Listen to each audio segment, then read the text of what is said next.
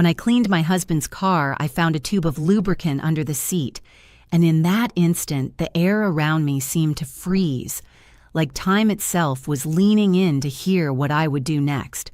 I didn't scream. I didn't cry.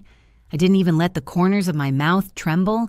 I just sat there in the driver's seat with my hands pressed to my lap and let the silence stretch out as if it might swallow me whole.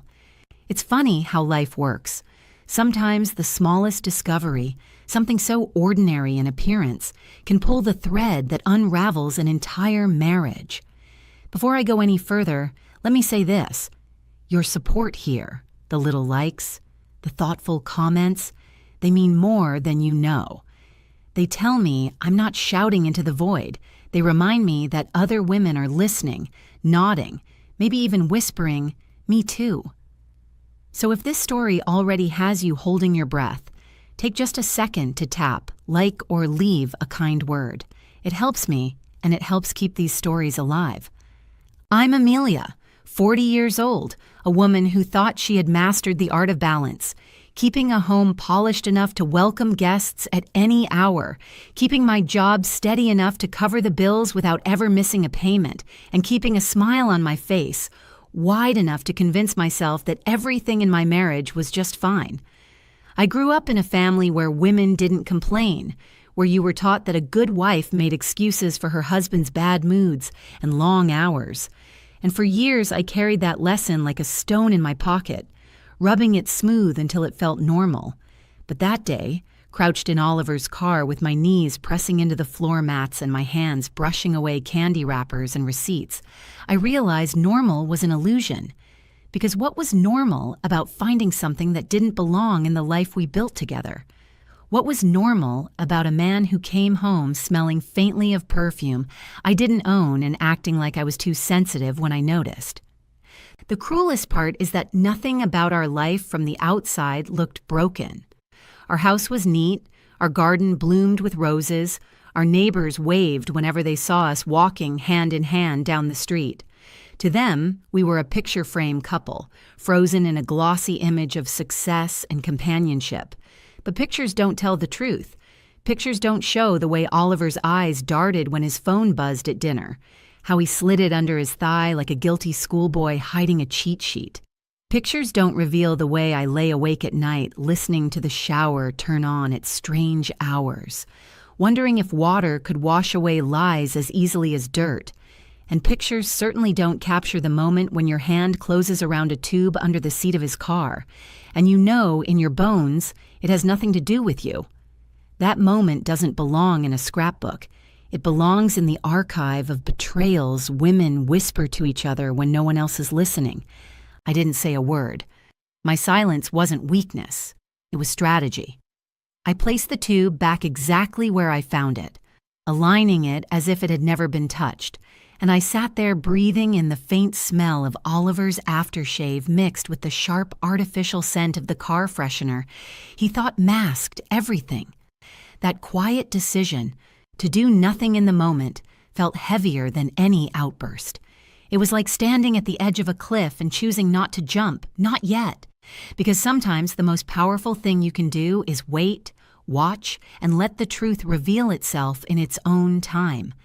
And as I closed the car door and walked back into the house, I realized something deep inside me had shifted. I was no longer the woman who smoothed over his lies with polite smiles. I was no longer the woman who told herself she was imagining things. I had seen enough. And though I didn't know exactly what would come next, I knew one thing with perfect clarity. Oliver had just written the opening line of a story he would never be able to control. In the days after I found that tube, life didn't just go back to normal. It pressed down on me harder, like a heavy lid on a boiling pot. Oliver's behavior shifted in ways so small that maybe no one else would notice. But to me, they felt like neon signs flashing in the dark. He grew bolder, sharper at the edges, less careful about pretending. He would leave crumbs of evidence as if daring me to sweep them up, late-night text buzzes muffled under a pillow, receipts crumpled in his jacket pocket for restaurants I'd never been to, the faint trace of lipstick on a glass he shoved deep into the dishwasher. And each time when I asked a gentle question, the kind of question a wife asks, not because she's suspicious, but because she still hopes to be reassured, he brushed me off with that icy half-smile of his, the one that said I was ridiculous for even asking. I found myself shrinking, folding myself smaller to avoid the heat, like a woman afraid of making too much noise in her own kitchen. And all the while, the silence between us grew so wide it could have swallowed a church choir whole. The neighborhood, of course, had its own way of sniffing out cracks. Brenda, my neighbor with binoculars sharper than an FBI agent, became unusually cheerful whenever she saw Oliver's car pull in late at night. She'd wave to me with that sugary grin, the kind that says she knows more than she should but enjoys keeping it wrapped like candy. I hated myself for caring what she thought, but I couldn't stop imagining the stories she told her bridge group. I pictured them leaning in, their diamond rings tapping against teacups, whispering about Amelia's perfect husband who just might not be so perfect. And the cruel thing is that Oliver gave them plenty of material. He strutted through the front door some nights smelling faintly of cologne that wasn't his, whistling tunes he hadn't whistled for me in years. He carried himself with the arrogance of a man who thinks he'll never be caught. And I, the woman who made excuses for him, who kept the laundry folded and the dinners warm, became his convenient camouflage. The more he lied, the more invisible I felt, as if my own life was turning into a shadow play on someone else's wall. There's a special kind of madness that comes from pretending not to notice what's happening right in front of you. I began to catalog Oliver's betrayals the way other women collect recipes, neatly stored, categorized, memorized for later use. Every time he snapped that I was too nosy, every time he called me paranoid, every time he left me sitting alone at a restaurant table with a cooling cup of tea, I tucked it all away. Because the thing about pressure cookers is they only need one sharp tap before they blow. And though Oliver seemed convinced I would never tap, never challenge, never burst, he was wrong. Deep down, I could feel the gears turning, the quiet strength gathering like a storm offshore. It wasn't just about revenge anymore. It was about survival, about reclaiming the part of me that had been slowly eroded by his careless cruelty. And yet, for all that gathering fury, I stayed still, waiting, because waiting was my power now. What struck me most in those weeks was the absurd contrast between the life we displayed and the truth we lived. To friends, we were the couple who hosted the annual barbecue, smiling with matching aprons like we'd stepped out of a catalog. To family, we were the ones who never fought, who always sent Christmas cards with cheerful updates about our vacations. But behind closed doors, I was the woman who picked up his discarded lies like dirty laundry, who scrubbed evidence off the counter while my heart clenched tighter each day. And as the pressure built, I began to wonder not just when it would explode, but how.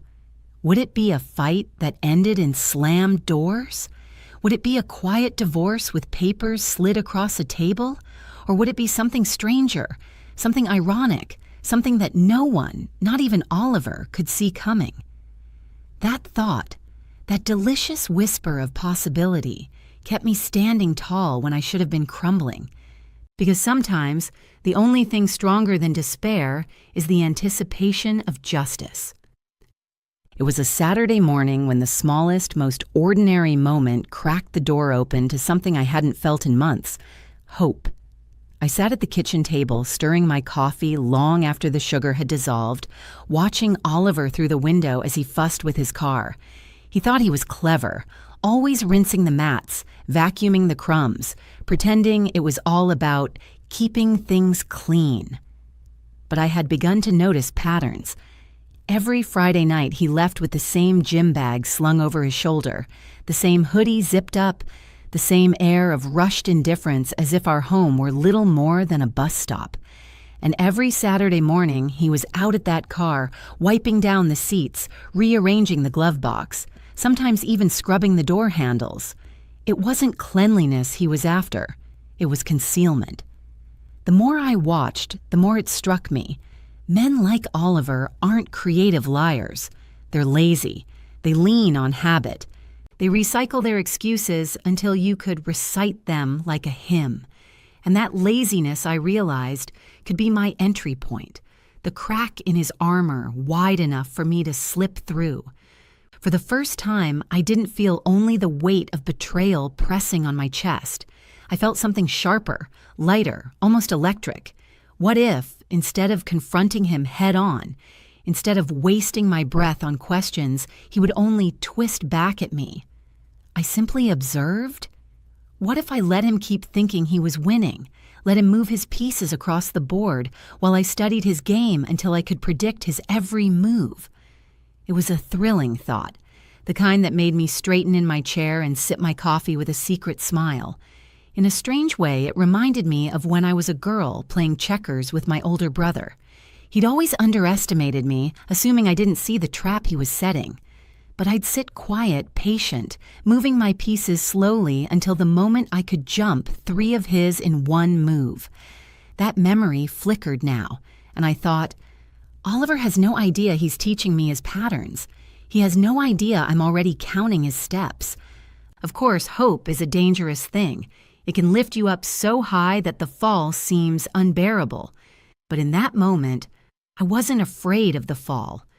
I was more afraid of staying flat on the ground, of letting his routines and lies grind me into someone who didn't recognize herself anymore. So I began to test my theory.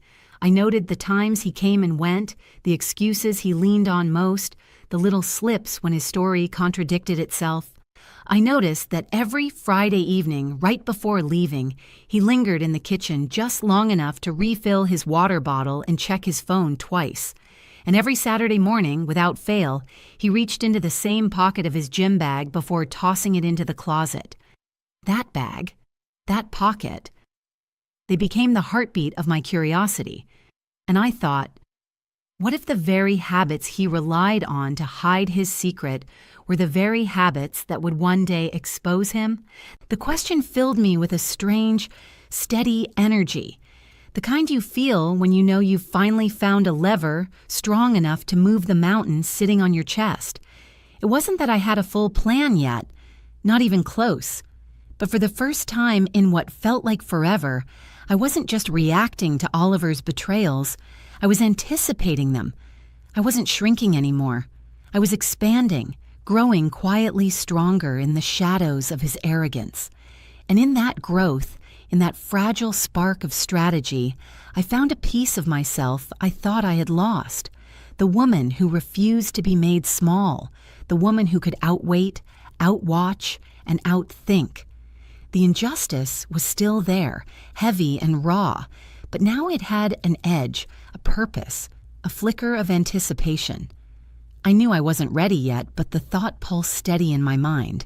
Soon, Amelia, soon. Because what Oliver didn't understand was that even the most careful liar leaves footprints, and I was finally learning how to follow them. By the time the next Friday rolled around, my spark of hope had hardened into something sharper, something that hummed beneath my skin like a live wire. I knew his routine now as well as I knew the ticking of the clock above our stove. Oliver came home at 6, showered quickly, tossed on that same worn hoodie, grabbed his gym bag, and muttered something vague about a late meeting or a workout session. And always, that car of his carried him away like a getaway vehicle from the life he had built with me. I decided that if I was going to survive this marriage with my dignity intact, I needed to stop waiting for justice to knock politely at the door. Justice, I realized, was something you sometimes had to build yourself, piece by piece, with quiet hands and a steady heart. And so I drove to the hardware store that afternoon, parking between 2 pickup trucks, my palms damp with nerves as if I were about to commit a crime. In a way, I was. I walked past rows of nails and paintbrushes until I reached the aisle with adhesives, where a cheerful clerk asked if I needed help. I smiled, shook my head, and picked up the strongest industrial glue I could find. As I carried it to the register, I felt both absurd and exhilarated. Who knew revenge could come packaged in a small silver tube? Back home, I set the glue on the kitchen counter like it was a relic, and for a moment, I just stared at it. The dishwasher hummed behind me, and the ordinary sound only made the scene more surreal. A suburban wife standing in her spotless kitchen, plotting something that felt halfway between a prank and a revolution. I peeled the labels off both tubes, the innocent one from Oliver's car and the new one I had just bought.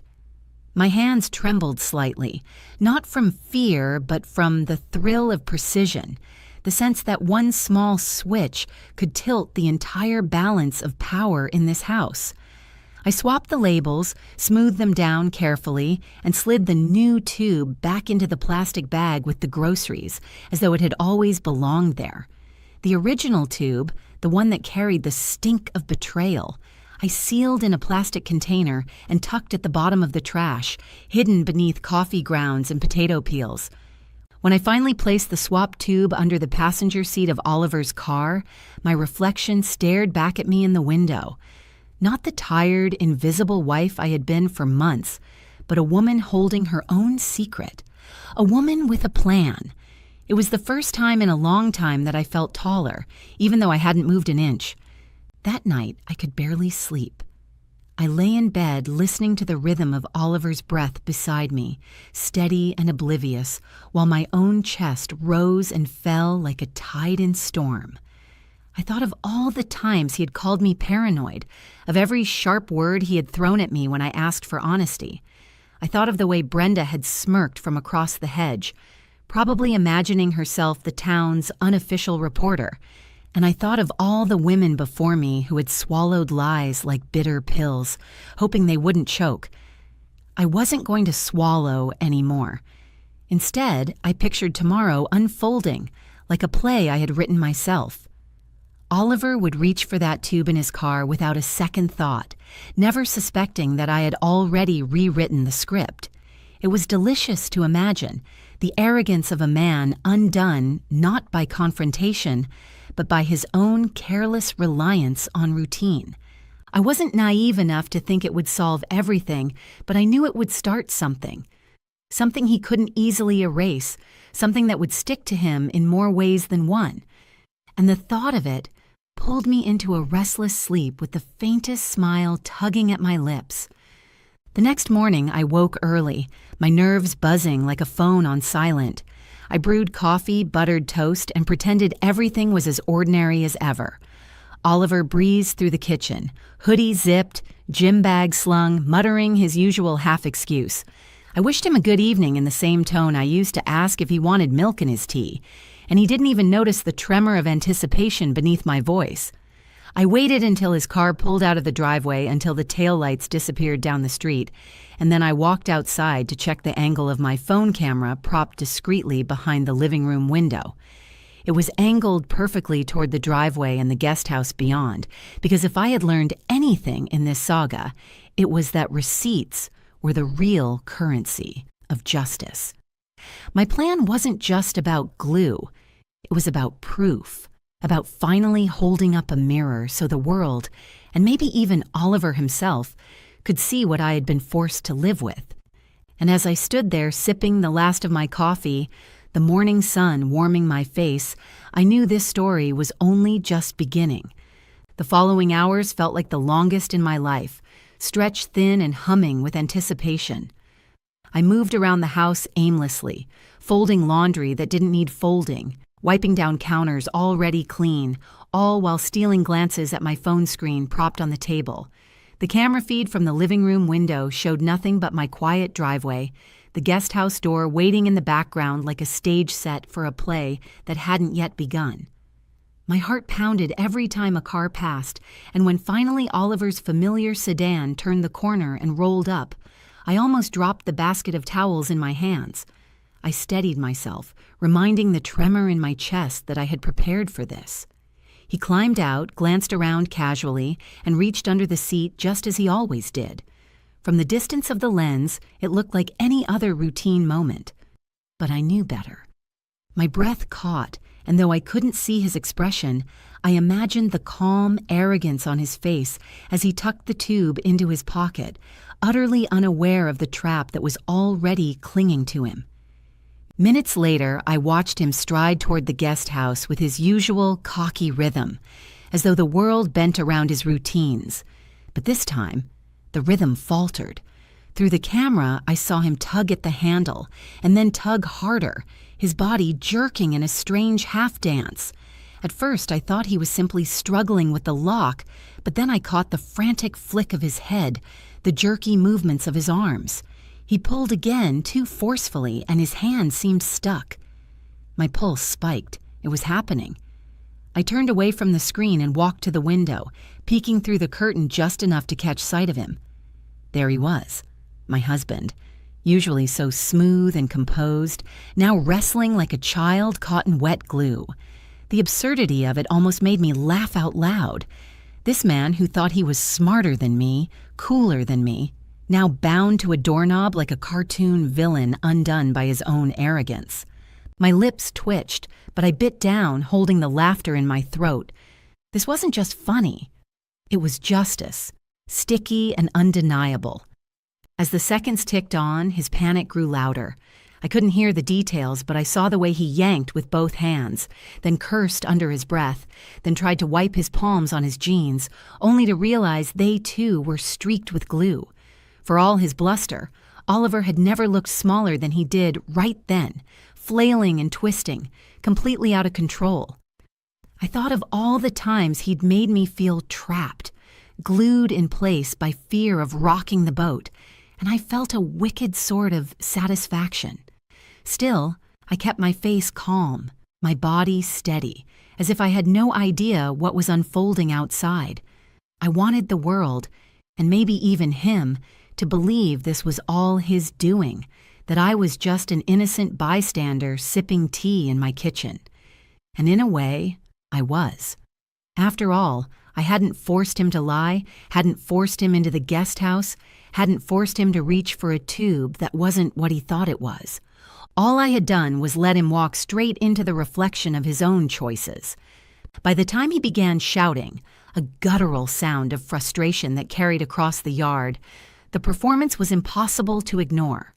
Curtains shifted in neighboring houses, heads appeared over fences, and I knew the theater was about to get an audience. I carried my mug of tea to the porch, pretending to enjoy the warm air, and let my eyes land on him only after Brenda's unmistakable voice called out, asking if everything was all right. Oliver jerked his head up, his face red and wild, hands still tugging hopelessly against the glued door handle. In that moment, I felt both pity and triumph. Pity because no woman ever dreams of seeing the man she once loved humiliated in front of neighbors. Triumph because the humiliation was not mine this time. It was his, and it was richly deserved. And as Brenda stepped onto her porch, binoculars swinging from her neck like a medal of nosiness, I sipped my tea slowly, savoring every drop. Because the trap had sprung, the stage lights were on, and the first act of justice was only just beginning. It is one thing to imagine revenge playing out in the privacy of your own thoughts, and it is quite another to watch it unfold under the curious eyes of half the neighborhood. Oliver, red-faced and sweating, was still glued to that poor guest house door when the first neighbors wandered out, drawn by the sounds of his grunts and shouts.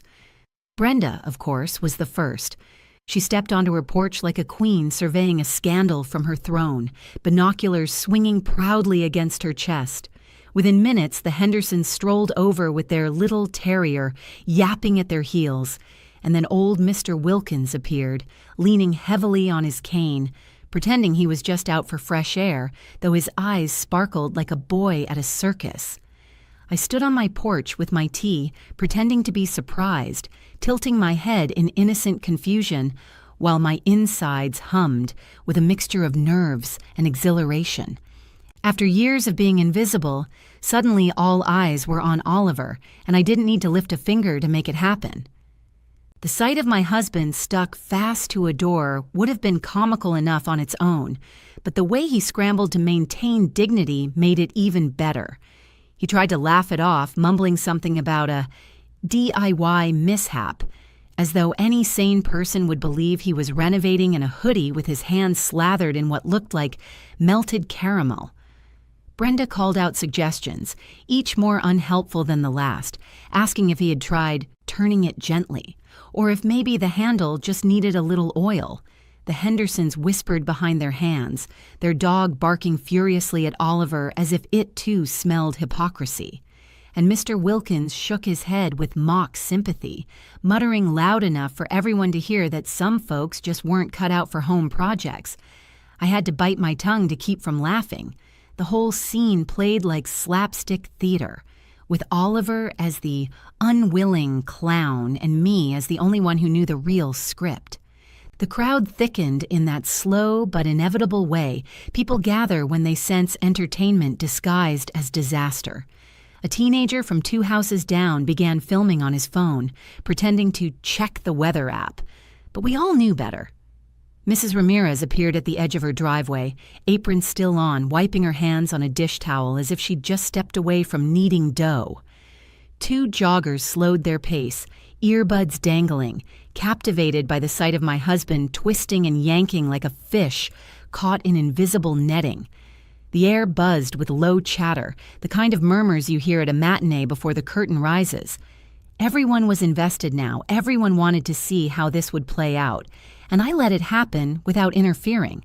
The truth is, I had spent so many years shrinking myself to avoid gossip, terrified of neighbors seeing cracks in our perfect marriage, and yet here I was, watching Oliver's lies unravel in broad daylight, and I felt lighter, not heavier.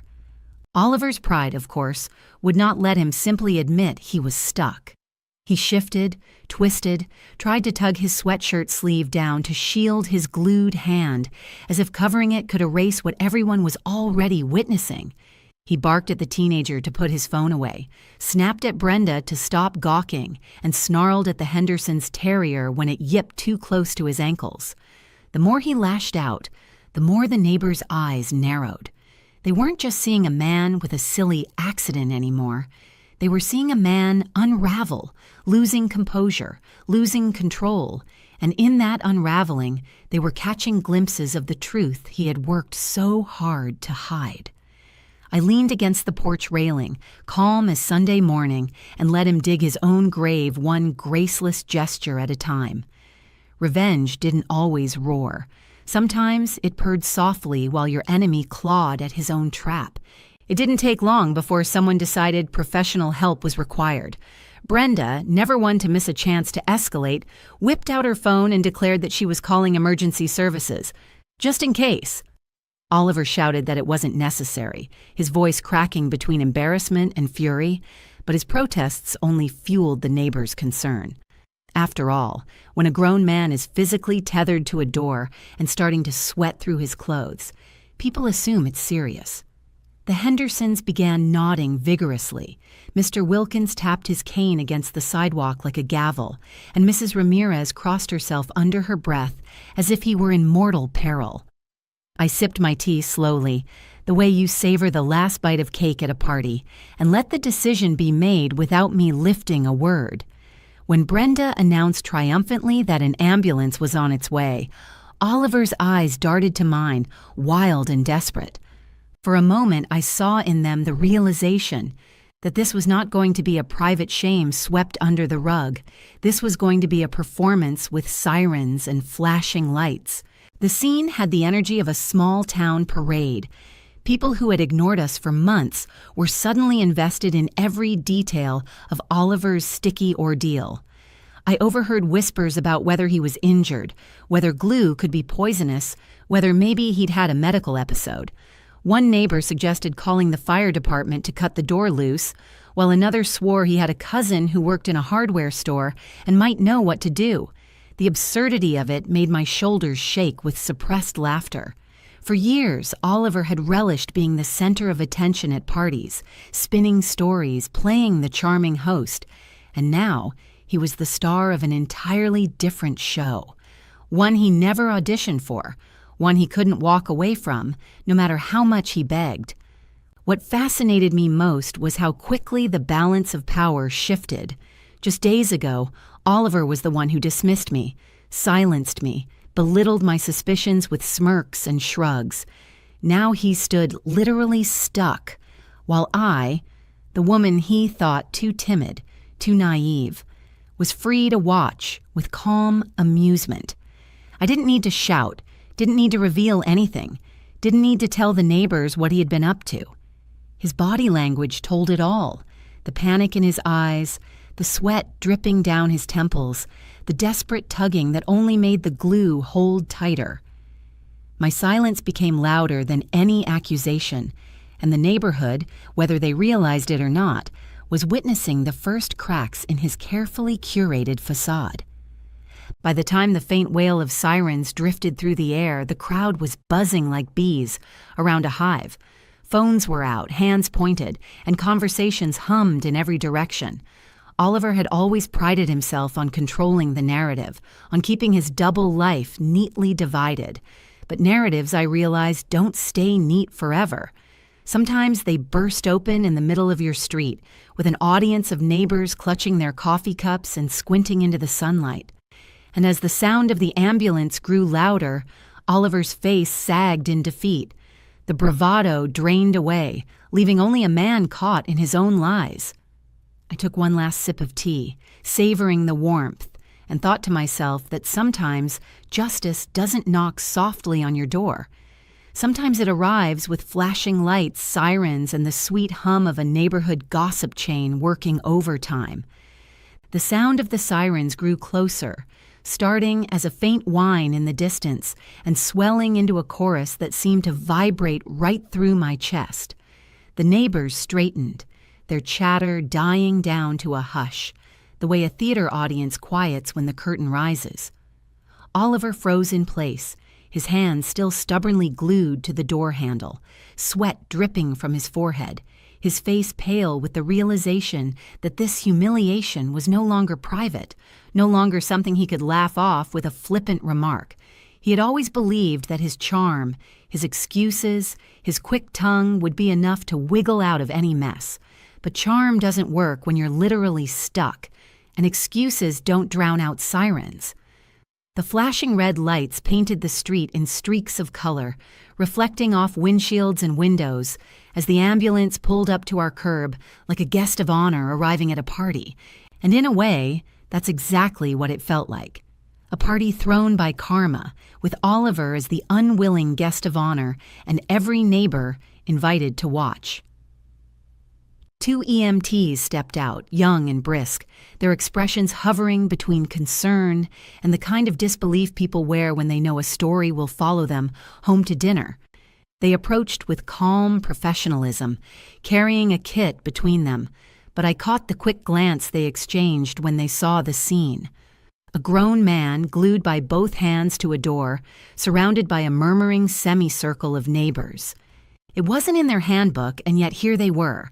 Brenda, ever the self-appointed narrator, rushed forward to explain in dramatic detail how poor Oliver had been trapped for nearly half an hour, her words dripping with relish as if she were auditioning for a role on a courtroom drama. Oliver tried to interject, sputtering about DIY gone wrong and an unfortunate mix-up, but his voice cracked under the weight of so many eyes. The EMTs began their questions, routine and simple, but each one peeled back another layer of his facade. What substance had he used? Why was there adhesive on the inside of the guest house door? Was anyone else inside who might also need help? Each question landed like a hammer, and I watched Oliver flinch, fumbling for answers he didn't have. It was almost poetic, the way the truth began to leak out without me saying a word. The EMTs noticed the faint smell of perfume clinging to the doorway, the second toothbrush sitting in the sink when they peeked in to assess the scene, the half-empty bottle of lotion on the shelf. None of it belonged to me. None of it could be explained away as coincidence. Brenda, sharp as ever, caught sight of the bottle and practically gasped loud enough to echo. The Hendersons exchanged looks, the kind of silent marital glances that say everything without a sound. Even the teenager filming lowered his phone slightly, his eyebrows raised in dawning comprehension. Oliver. once so careful about separating his lives, had been undone by something as simple as a door he couldn't let go of. He stammered, tried to laugh it off, but the more he squirmed, the more the neighbors leaned in, the more obvious the cracks became. I stood quietly at the edge of it all, my hands folded around my empty teacup, a picture of calm composure. I didn't need to shout. I didn't need to accuse. The scene spoke louder than I ever could. When the EMTs finally began working to free him, applying solvent and gently prying at his sticky fingers, the damage was already done. He wasn't just a man caught in glue. He was a man caught in his own lies, exposed in front of the very community he had always worked so hard to impress. The siren still flickered in the background, casting everything in garish flashes of red and white. And in those lights, Oliver looked less like a victim of an accident and more like a defendant waiting for a verdict. And the verdict, whispered in every murmur, etched in every sideways glance, was clear. This man was not who he pretended to be. By the time they loosened his hands, his dignity was already gone, scattered across the lawn like confetti after a parade. I watched him cradle his raw, sticky palms, his head ducked low, and I felt a strange mix of triumph and release. For years, I had been the one silenced, the one dismissed. Now, in the most unexpected way, the truth had been dragged into daylight, and it hadn't required me to raise my voice even once. Once the EMTs freed Oliver's hands, the scene should have ended. At least, that's what he must have hoped. He rubbed at his palms, sticky residue clinging stubbornly to his skin, his eyes darting nervously from face to face as though he could gather up all the whispers and stuff them back into silence. But that's the thing about secrets. Once they've been pried open, they spread like smoke, slipping into every corner.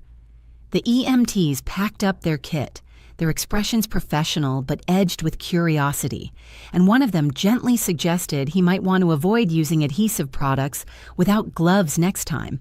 The irony of it nearly made me laugh. Oliver had used gloves all right, just not for any home project worth telling.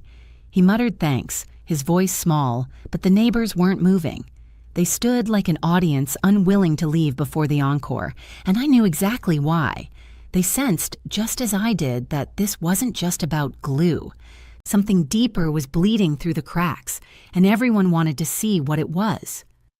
I walked slowly toward the guest house, my steps calm, deliberate, each one echoing louder in Oliver's ears than the sirens that had already faded. He turned toward me, panic flickering in his eyes, a silent plea for me to let it drop, to pretend this circus was nothing more than an accident. For years I had granted him that kind of mercy, overlooking late nights, ignoring odd receipts, swallowing questions I had every right to ask. But mercy is a currency, and mine had run out. I opened the guest house door wide, ignoring his hissed protest, and stepped just far enough inside for the neighbors to glimpse what I had already known. A toothbrush, a hairbrush with strands of blonde hair, a bottle of perfume tipped lazily on the counter, the faintest smell of cheap floral spray hanging in the air. It wasn't dramatic, it wasn't loud, but it didn't have to be. Evidence doesn't need to scream to be damning. I stood back, letting the air carry the story outward, letting every watching eye draw its own conclusion. Oliver stammered behind me, words tumbling out in excuses too thin to hold weight. But the more he tried to explain, the more his voice shook, and the more the silence of the neighbors pressed down like a verdict.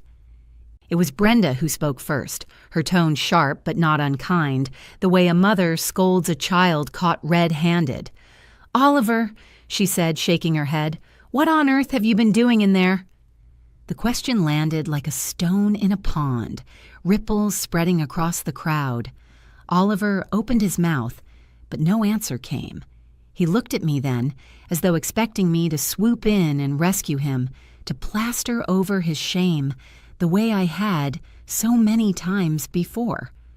But I kept my eyes steady, my lips curved in a polite, almost amused smile. I didn't need to accuse him, didn't need to humiliate myself by reciting the list of his betrayals, the toothbrush, the perfume, the neighbors' knowing glances. They did the work for me. For the first time in our marriage, I didn't feel like the weak one. I felt like the calm in the middle of his storm, the steady ground beneath his crumbling facade. And in that calm, I realized something powerful. Silence can be sharper than any shouted accusation. The moment lingered, heavy and undeniable. Oliver's shoulders slumped, his eyes cast down, the fight draining out of him as the reality settled in. He wasn't going to charm his way out of this one. He wasn't going to flip the script and make me the paranoid wife, not with half the neighborhood watching, not with evidence sitting in plain sight. The reversal was complete. The man who had once held all the power in our marriage now stood, diminished, small, undone not by a scandal splashed across newspapers, but by the simple, undeniable truths laid bare in our own backyard. I turned then, back toward the house, my chin lifted, my steps steady, leaving him standing there in the ruins of his own making. And as I crossed the threshold, I felt the weight of years slip from my shoulders. I didn't need to shout, didn't need to gloat. The neighborhood had seen enough. The story had told itself, and Oliver's mask had finally shattered. The beauty of planning, I've learned, is that when the moment finally comes, you don't need to scramble for proof. You simply let the truth flow in its own time. As the neighbors lingered, whispering behind cupped hands and side-eye glances, Oliver tried desperately to regain control. He brushed his palms on his jeans, wincing as glue pulled at his skin, muttering half-baked excuses about helping a friend with storage and keeping things tidy. But the harder he tried to talk, the more tangled his words became, like a man sinking into quicksand. I stood quietly, letting him sweat, waiting until the air felt thick with doubt. Then I slipped back into the house, my pulse steady, and picked up my phone. On its screen glowed the recording from earlier, the one that captured him retrieving the tube from his car and heading straight toward the guest house. The image wasn't flashy, but it was clear enough to make denial impossible. I didn't rush. I walked back outside with the calm of someone carrying nothing more than a recipe card, and held it out for anyone who cared to look. The silence that followed was richer than any speech I could have given. Brenda leaned closer, squinting at the screen, her lips pressing into a thin line of satisfaction. The Hendersons gasped softly, the terrier barking as though it too sensed the drama. Even Mr. Wilkins shuffled nearer, peering over his glasses with the solemn nod of a man who had just received confirmation of gossip he'd suspected for years. Oliver paled, his jaw working furiously as though searching for words, but no sound came. For once in our marriage, he was speechless, and I relished the rare sight. The video didn't scream, didn't accuse, it simply showed what was. And that simplicity was devastating. No matter how many times he'd called me paranoid, no matter how often he'd rolled his eyes at my questions, here it was. Proof, undeniable and plain, glowing on a screen that half the neighborhood had now seen. I didn't need to point, didn't need to shout. The evidence did the talking, and my silence did the rest. The strangest thing was how light I felt in that moment. For months, maybe years, I had carried the weight of suspicion like a stone lodged in my chest, pressing against my ribs until breathing felt like work. Now, with just a few minutes of footage and the scent of cheap perfume lingering in the air, that stone crumbled to dust. Relief washed over me, not the kind that makes you weep, but the kind that makes you straighten your shoulders and breathe deeper than you thought possible. I wasn't crazy. I wasn't paranoid. I had been right all along, and now everyone else could see it too. The validation was sharp and sweet, like biting into the first crisp apple of autumn. I caught Brenda's eye, and though I had resented her nosiness for years, in that moment her approving nod felt like a medal pinned to my chest. The story I had been forced to live in shadows was now public, and I wasn't the fool anymore. Oliver was. As the EMTs packed up their gear and the neighbors slowly began to disperse, the whispers continued, carrying pieces of the story down the street like confetti after a parade. I stayed on the porch, phone still in hand, watching Oliver slink back toward the house with shoulders hunched and eyes fixed on the ground. He looked nothing like the man who once strutted through parties with laughter booming and hands clasping every back in sight. He looked small, stripped, his confidence glued down tighter than his palms had been. And me? I stood taller than I had in years. The release wasn't about revenge alone. It was about reclaiming the voice he had tried to smother, the dignity he had chipped away at day by day. I knew this wasn't the end of the story. Divorces and reckonings rarely wrap up in a single afternoon. But it was a turning point, a line in the sand. For the first time in far too long, I felt not just relief, but power. And once a woman tastes that, there's no going back.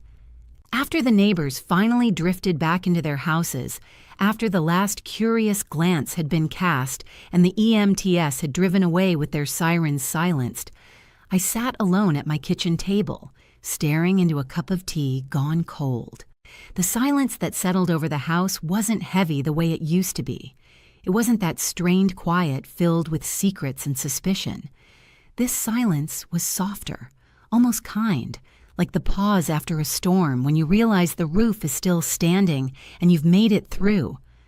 For the first time in what felt like forever, I wasn't second-guessing myself, wasn't tiptoeing around the edges of Oliver's moods. I had the proof.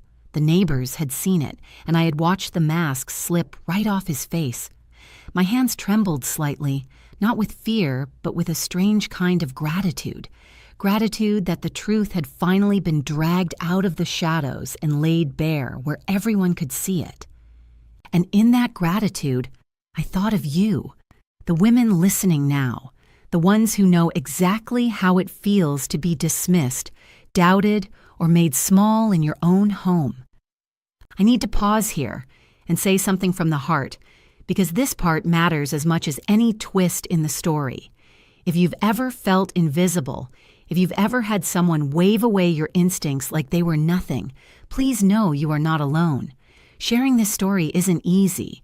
Reliving these moments, putting words to the humiliation, the anger, the quiet waiting. But it becomes worth it. Because I know you're out there listening, nodding, maybe even wiping away a tear or letting out a laugh when justice finally lands.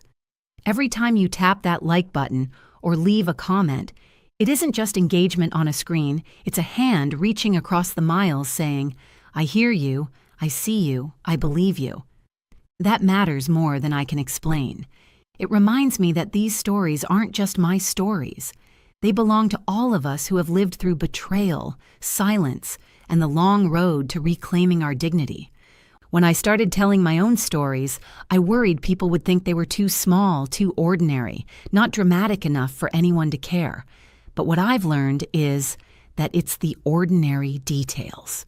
The teacup cooling on the counter, the neighbor with her binoculars, the ridiculous glue stuck to a doorknob, that make our lives real, that make them resonate. And when I see your comments, when I read your own small but powerful stories of survival and wit and stubborn grace, I realize we're building something together, a circle, a chorus, a place where no woman has to feel she's whispering into the void. That's why I ask you, gently but sincerely, if you've made it this far into my story, take a moment to press like or to leave even a simple heart in the comments. It might feel like nothing, but to me it feels like a neighbor leaning over the fence, offering a smile and a plate of cookies after a hard day. It keeps me going. It keeps these stories alive. So before I go on with what happened next, let me just wrap my arms around you in this invisible way and say thank you. Thank you for listening, for caring, for letting me share something so raw and ridiculous and real. I promise the story isn't finished yet. There's more to tell, more justice to serve, more quiet triumphs to savor. But right here, right now, in this moment of pause, I want you to feel how much your presence matters. Because stories like mine aren't just about revenge or betrayal. They're about connection, about reminding each other that strength doesn't always come from shouting the loudest. Sometimes it comes from standing still, smiling quietly, and knowing deep down that you are not alone. The next week unfolded like the first deep breath after holding it far too long. Oliver sulked around the house with his bandaged hands, avoiding my gaze, tiptoeing past the neighbors who now looked at him with a mix of curiosity and pity. He no longer strutted, no longer whistled, no longer threw his phone face down on the table with careless confidence. He was quiet, small, diminished, and for once I didn't feel the urge to comfort him. I had spent years patching the cracks in his pride, years sweeping up the shards of his arrogance to protect him from embarrassment. But now I saw clearly. It wasn't my job to keep him whole, not when he had spent so long breaking me in pieces. Instead, I made myself an appointment with a lawyer, a calm woman named Grace, whose office smelled faintly of lavender and carried the steady hum of a printer that seemed to say, "Order, order, order." Sitting across from her, I felt a strength I hadn't felt in years. For the first time, someone looked at me not as a fragile wife or a paranoid woman, but as a client with rights, choices, and options. Grace explained everything with a clarity that made me wonder why I hadn't come sooner. She spoke of accounts, of shared property, of legal leverage I had never even considered. She told me that evidence mattered, that witnesses mattered, and that what had unfolded in my own driveway was more than just neighborhood gossip. It was public humiliation, backed by video proof. Listening to her, I felt the ground steady beneath me. The days of being gaslit into silence were over. I had evidence, I had allies, and I had a plan. I walked out of her office with a folder tucked under my arm and a quiet smile on my lips. The sunlight felt different that day, warmer somehow, not because the weather had changed, but because I had. For years, I had let Oliver hold the pen that wrote the story of our lives. Now, I had picked up my own pen, and I wasn't planning to hand it back. Oliver, of course, tried his usual tricks in the days that followed. He sent me flowers that wilted before I could even be bothered to put them in water. He left notes on the counter written in the same hand that had once scribbled excuses on scraps of paper. He hovered in the doorway of the kitchen as if waiting for me to invite him in, to patch things over, to pretend none of it had happened. But the balance had shifted. His apologies landed flat, like coins tossed into a fountain that no longer held water. I wasn't cruel. I didn't shout or slam doors. I simply moved around him like he was furniture I no longer needed, like a chair that had broken one leg and could no longer hold weight. And the more indifferent I became, the more frantic he grew, pacing, muttering, reaching out for a control that was already gone. For the first time in our marriage, it wasn't me bending, shrinking, or apologizing. It was him. And the irony was sharp. The same man who had called me weak now stood powerless in the face of my calm resolve. What struck me most was the shift in how the world around me responded.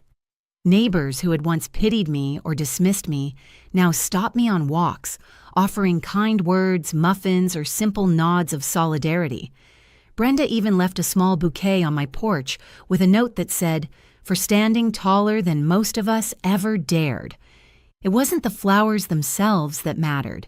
It was the acknowledgement, the recognition that I wasn't invisible anymore. I was seen, respected, even admired in a quiet way.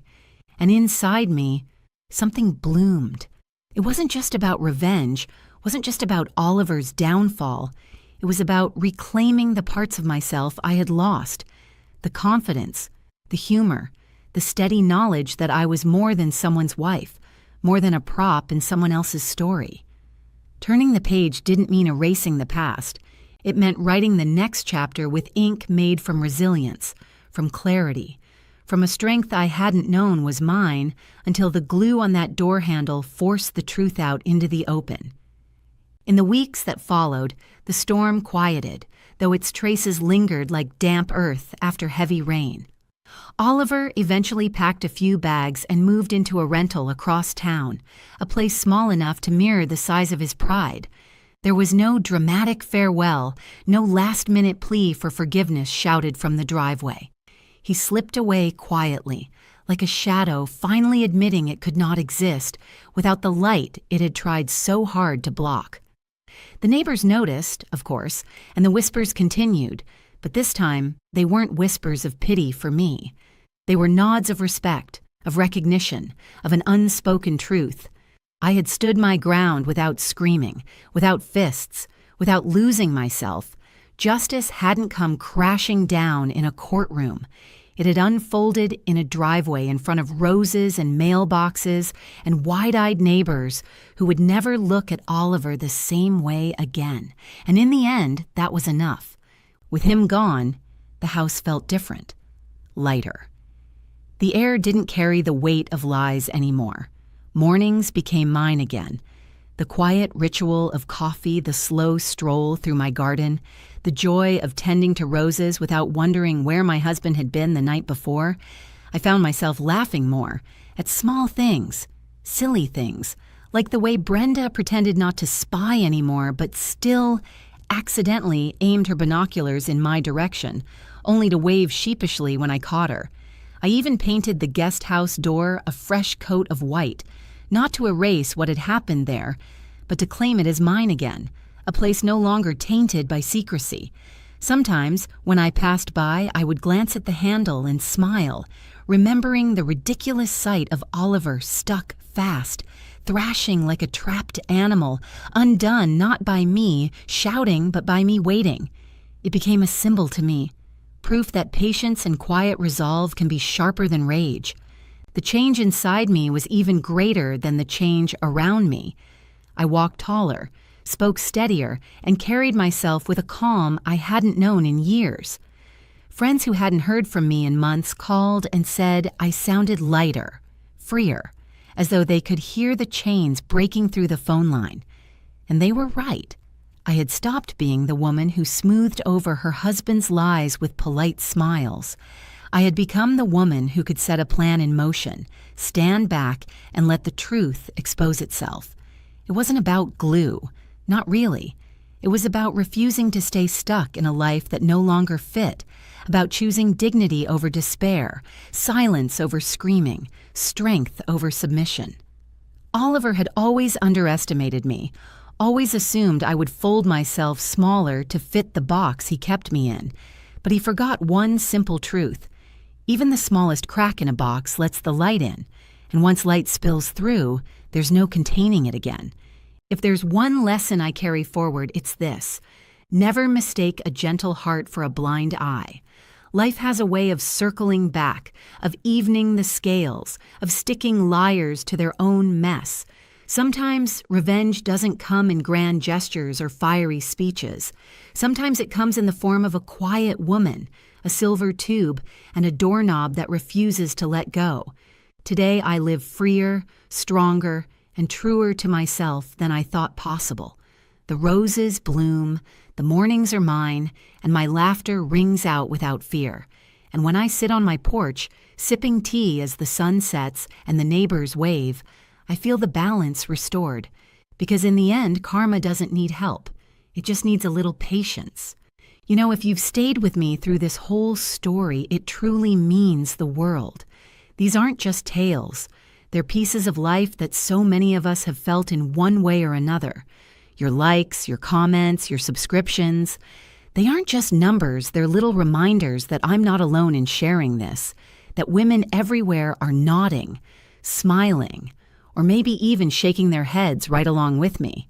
So if this story touched you, made you laugh, or even made you think, go ahead and hit that like button.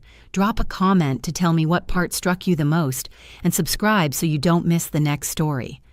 Trust me, your support keeps this space alive, and I feel every bit of it.